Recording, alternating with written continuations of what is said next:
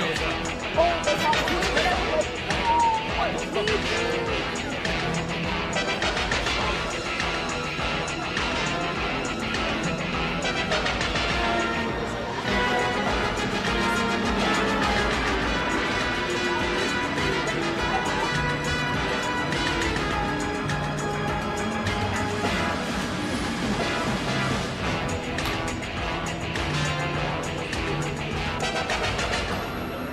Oh wait, that's on video.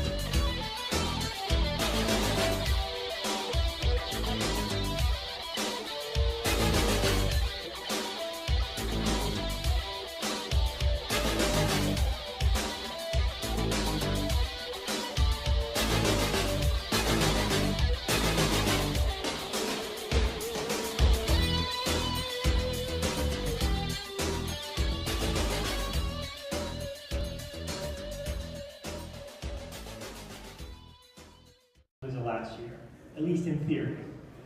It started when a few years ago I started talking about the fact that we're all friends and we all know each other, and all our friends are very talented people who work in horror movies in some capacity, whether it's in front of the camera or behind the camera, and kind of thought it'd be great to do a film all together.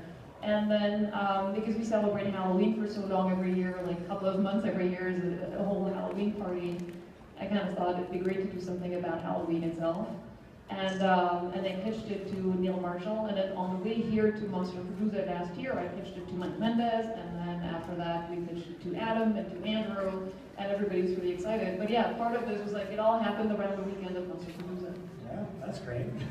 But there was an opening scene that I always wanted to do, and so I felt this was an opportunity to just throw everything at it. I had 7 minutes to just fill it with non-stop special effects and as much violence, creatures, and gore, and hot girls, that I possibly could in 7 minutes. So it was really kind of a challenge, and you know, like I mentioned in one of the videos there, we have 2 days to do it. It's an incredibly stressful process, and you know, anyone who works with makeup effects knows it's a very time-consuming thing. So in the 80s, when I was reading Fangoria, I would always love that, like, you'd read about Nightmare on Elm Street 4 and like K&B and Screaming Mad George, and you know, all these people would like come together and they'd have different effects, and so I wanted to do like a smaller scale version of that. And so I just kind of reached out to some of my talented makeup effects friends and just figured out, okay, you do these effects, you do these effects, and we kind of broke it down that way to figure out how we could do it in 2 days. So I reached out to my good friend Eric Bourne because he, I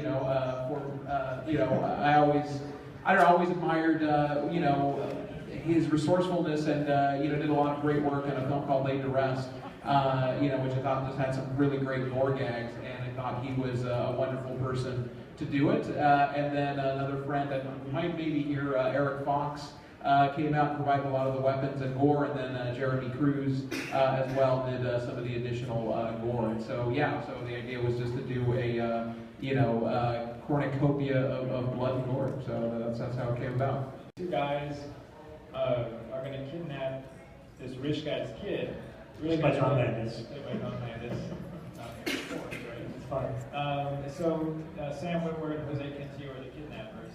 So their plan is to kidnap this kid while he's out trick-or-treating. So they grab him, and they go to make the ransom call, and they find out that the dad doesn't want the kid back. And then they realize it's not actually a kid that they kidnapped. I don't want to spoil it from there, but obviously there's a creature involved. And Ben Wolf, American Horror Story, played the creature, and I'll let Christian work with Ben on that as well, so let him talk about it. Sorry, yeah, fascinated because I didn't know about any of these other stories. I knew it was a film, a compilation, but this is great. I'm hearing all of it for the first time myself. You know, I was fascinated by like Tales of the Dark Side and Tales from the Crypt, so this was a real pleasure to be a part of it. When Ryan asked, of course I had to do it because he's a friend, and it's just great being a part of something like it. I don't do too many horror things, that's the thing, which is why it was sort of interesting and fun for me to be a part of it. And Ryan called and said, I'm looking for somebody to play this small child, but you know, they have to be able to sort of perform and be in the makeup and feel like a small child. And having worked with Ben on the first season of American Horror Story, and already having his life cast from creating that character, and then he was just coming off of American Horror Story 4, so I knew he was available. And so I told Brian, I was like, reach out to Ben, see if he'll do it, and that'll make our process a lot easier. You know, like they said, they have 2 days to film these things, and they give us about 3 days to put it all together. So there's not a lot of time. We have to be resourceful, so we sort of rely on what we already sort of have in stock and then create it from there.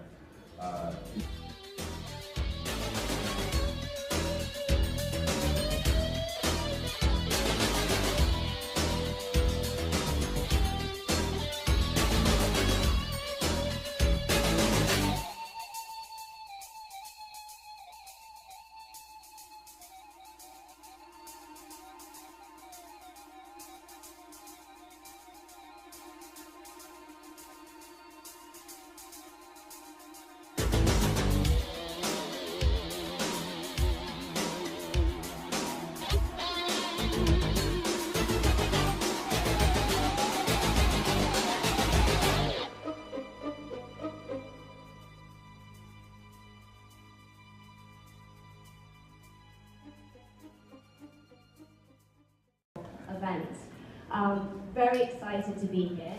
I am the co-director and co-producer of A Place Among the Undead, which is becoming the most definitive vampire documentary ever made. It's a first of its kind because it gathers the who's who of the genre, never seen before together in one film, and it also has a very rare perspective. It's an insider's view. The film transcends the traditional documentary because it's a tapestry with interlinking narrative films which are inspired by the conversations. So we are about to launch an Indiegogo campaign because Dev, my husband, and I were self-funding the project, and it has just exploded. We have so many, you'll see when you see the trailer, we have so many people that we've interviewed, and we have so many more amazing people who have come to us and want to be a part of the project.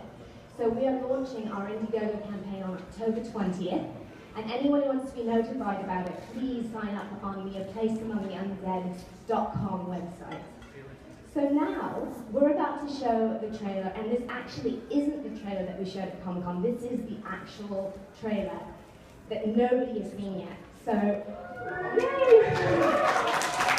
And I need to ask you guys a huge favor, which is to not film during the showing of the trailer, because it's actually going to be the videos that we're posting on Indiegogo, and for the campaign to be successful and for us to be able to make the film, it needs to be seen there for the first time, so please, please, please don't. And on some level, with the insecurities of being mortal, so it would be fear of death, fear of illness. Vampires always seem to have money. You know, just taking away any concerns about money from our lives. Can you imagine how much more energy we would have to devote to other things? Not losing a loved one. A lot of stories are about a mortal and an immortal falling in love and the dream of turning that person. Anyone who knows he's Dracula is not. What was the next one? Mine was it George Hamilton?